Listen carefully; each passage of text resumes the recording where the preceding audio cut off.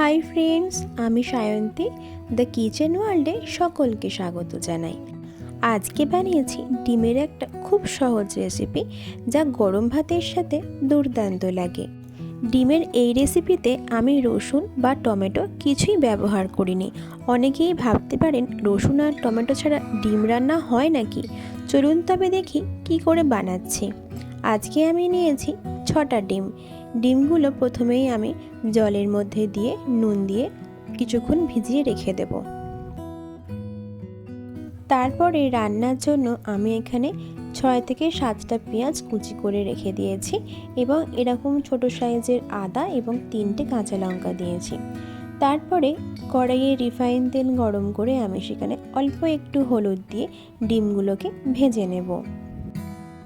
খুব বেশি লাল করে আমি ভাজবো না, একটু হালকা মতন করে ভাজবো। খুব বেশি লাল করে ভাজলে ডিমগুলো একটু শক্ত শক্ত মতন হয়ে যায়, সেটা খেতে ভালো লাগে না। ডিমগুলো এরকম হালকা বাদামি কালার হয়ে আসলেই ডিমগুলোকে তুলে নিতে হবে। ডিমগুলো ভেজে তুলে রাখার পরে ওই তেলের মধ্যে কুচিয়ে রাখা পেঁয়াজগুলো আমি দিয়ে দিলাম। খুব ভালো করে ভেজে নিতে হবে যতক্ষণ না পর্যন্ত বাদামি কালার হয়ে আসছে। ডিম বলুন বা মাংস বলুন বা মাছেতেই যখনই আমরা সেই রান্নাতে পেঁয়াজ ব্যবহার করব, তখনই সেই রান্নাতে পেঁয়াজ খুব ভালো করে ভেজে নিতে হবে। পেঁয়াজটা খুব তাড়াতাড়ি নরম হয়ে যাওয়ার জন্য আমি অল্প একটু নুন অ্যাড করলাম, আবার ভালো করে মিশিয়ে নিচ্ছি। এরপরে কুচিয়ে রাখা আদা আমি এর মধ্যে দিলাম। আদাটাও খুব ভালো করে পেঁয়াজের সাথে ভেজে নিতে হবে, যাতে কাঁচা গন্ধটা না থাকে। পেঁয়াজ ভালো করে ভাজা হয়ে গেলে অল্প একটু হলুদ এবং অল্প একটু কাশ্মীরি মির্চ আমি এখানে অ্যাড করলাম। আমি আর কোনো মশলা এখানে ব্যবহার করব না, মানে জিরে গুঁড়ো ধনে গুঁড়ো আমি আর এখানে ইউজ করব না।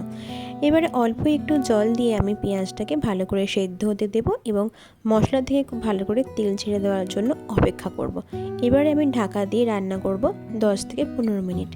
10 থেকে 15 মিনিট পরে দেখলাম খুব ভালো করে তেল ছেড়ে দিয়েছে। আমি এরপরে অ্যাড করলাম 1 টেবিল স্পুন মতো নুন এবং চিড়ে রাখা 3টে কাঁচা লঙ্কা। আপনারা চাইলে কাঁচা লঙ্কাটা কুচিও ব্যবহার করতে পারেন। আমি কাঁচা লঙ্কাটা চিড়ে পরে ইউজ করলাম, কারণ কাঁচা লঙ্কার যে ফ্লেভারটা সেটা পুরো মশলাটার মধ্যে ঢুকে যাবে। এরপরে আমি ডিমটা অ্যাড করে দিলাম এবং খুব ভালো করে মিশিয়ে নিচ্ছি।